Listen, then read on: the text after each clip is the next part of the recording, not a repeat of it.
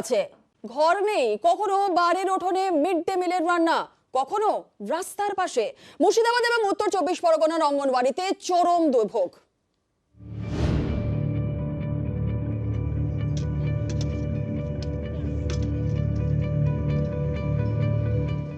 মুর্শিদাবাদের মমিনাবাদ, এখানকার অঙ্গনওয়াড়ি কেন্দ্রে নেই কোনো ঘর। অভিযোগ এভাবেই চলছে প্রায় 30 বছর। কখনো কারো বাড়ির উঠোনে অঙ্গনওয়াড়ি বসে, সেখানেই রান্না, কখনো রাস্তার পাশে, রাস্তাতেই। বর্ষার সময় এই অঙ্গনওয়াড়িতে দুর্ভোগের এক শেষ। অভিযোগ সংশ্লিষ্ট দপ্তরকে বারবার জানিয়েও লাভ হয়নি, তাই ঘুরে ঘুরেই চলছে অঙ্গনওয়াড়ি কেন্দ্র। পুষ্টির রান্না হচ্ছে অস্বাস্থ্যকর পরিবেশে। ছেলেপেলে কোনো আশ্রয় পেছে না, কিছু না, কোনো ঘর নাই, কিছু নাই, আমাদের সেন্টার নাই, ছেলেপেলের খুব অসুবিধা হচ্ছে। দিচ্ছে তাই হচ্ছে, ও যদি এক্ষুনি নিষেধ করে তাহলে আর হবে না। আমাদের ঘর নেই, নিজস্ব কোনো সেন্টার নেই, পরের বাড়িতে খোলা জায়গায় করি 30 বছর।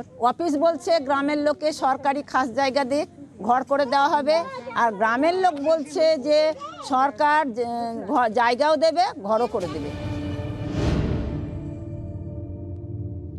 উত্তর 24 পরগনার বাদুড়িয়া, এখানেও অঙ্গনওয়াড়ি কেন্দ্রের ঘর নেই, তাই খোলা আকাশের নিচেই পুষ্টির রান্না, পাশেই আবর্জনার স্তূপ।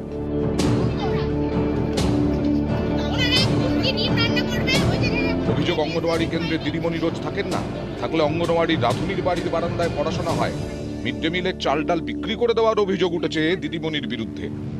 উনি বাড়িতে চাল ডালগুলো উনি বিক্রি করে দেয়, আমি নিজেই দেখেছি উনি বিক্রি করে দেয়। উনি এখানে তো ঠিক মতো খাবার দাবার দেয়ই না। আরো যদি কিছু বলা হয় উনি বলবে কি যে উপরে জানাতে, আমার কিছু কেউ করতে পারবে না, বাচ্চা কাচ্চা পড়ায় না, উনি সবসময় ফোনে ব্যস্ত, স্কুলের প্রতি ওনার কোনো টান নেই।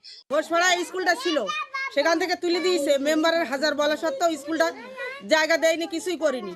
টাকা এসেছিল, সে সব টাকা ফিরে গেছে, না পরে বাধ্য হয়ে আমি আমার বাড়িতে এনেছি, এনে এখন দিচ্ছি এইসব নানান কথাবার্তা। গ্রামবাসীদের কাছ থেকে কিন্তু কোনো অভিযোগ আমার কাছে আসেওনি এখনো পর্যন্ত, এবং আমাদের সুপারভাইজাররা রেগুলার ভিজিটে যান, আমরাও যাই।